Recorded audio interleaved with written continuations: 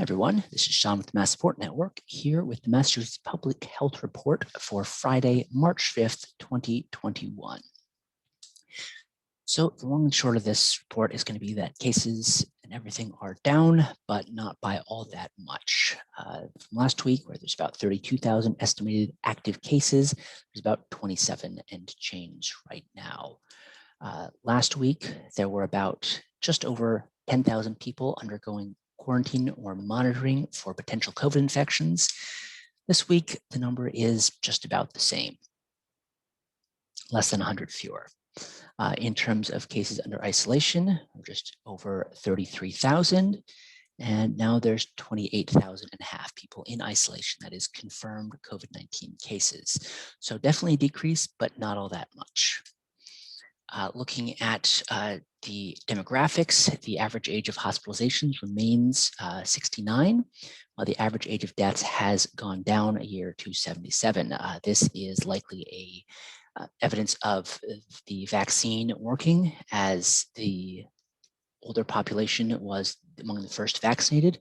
So we are seeing fewer and fewer deaths in that age group, which hopefully means that it is really the vaccine working there. Looking at our hospitals right now, again, decreases across the board. Nothing too dramatic, except perhaps with intubations, which fell almost a third this past week, as hospital resources are freed up. We may see some of those more severe cases be able to get more attention. Also, just as we get fewer cases in the first place, we may see fewer severe cases to begin with. Looking at testing, testing time is up slightly, about an hour and a quarter longer. This is likely due to an increase of testing happening in the last week or so, but still under a day and a half turnaround time on average for COVID tests right now.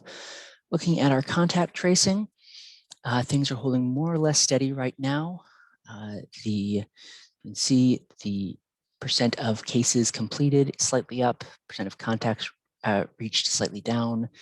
The percentage reached within 1 day about the same. This is likely where we may see it stay for a while. We're never going to get 100% of cases or contacts reached, just because some people are difficult to reach. And as the contact tracing groups are scaled down a little bit as well in terms to the hopefully continually receding pandemic, we're probably not going to keep numbers around this level as well.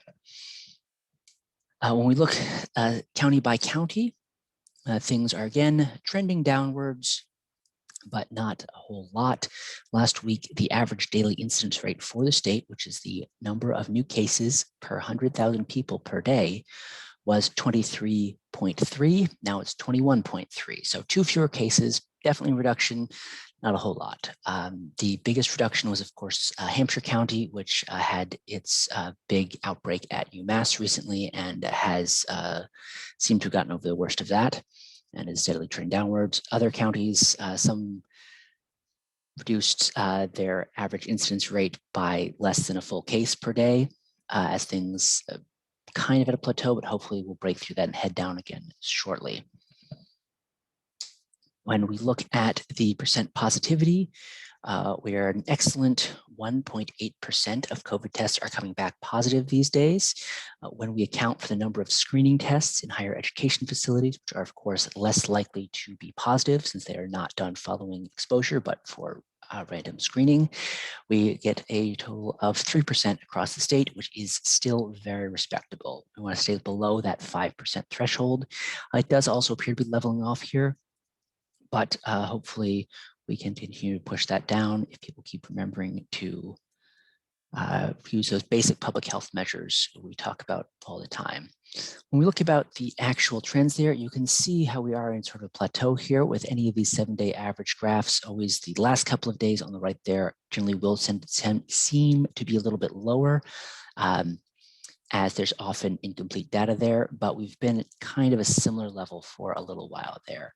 We've come down significantly from our peaks at the beginning of January, over 6,000 new cases per day. These are not by population, these are just raw cases. And now we're seeing about 1,500 or so on average.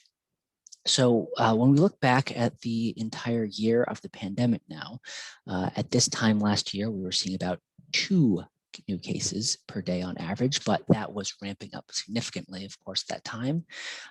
So here we are currently about where we were in the very beginning of November, which was a time of exponential growth, or in the beginning of May, which was a time of steady decline. And hopefully we can get back into that and not more into those October, November times. So one last thought as we go into the weekend, I just wanted to share the COVID tracking project, which has been doing excellent work in compiling all the COVID data across the country, is ending its project this week. A lot of the data that I've used in these updates has come from there. It was begun last March when there was not a comprehensive federal gathering of these numbers anywhere. But since the CDC and associated agencies have started putting out this data more and more, the COVID tracking project is closing its doors. So I just wanted to end this week just a look at all the volunteers who made that possible, who've contributed to not only these updates, but so many more. Next week, we're probably also going to be moving the MassSupport updates to a slightly new format rather than twice a week. And I will, of course, have to learn some new reporting systems without the COVID tracking project to give all those wonderful charts we see in the regular updates. But for more from the MassSupport Network, you can find us on our website or on social media. And remember, wear your mask, wash your hands, and we'll be there if you need us. Stay safe.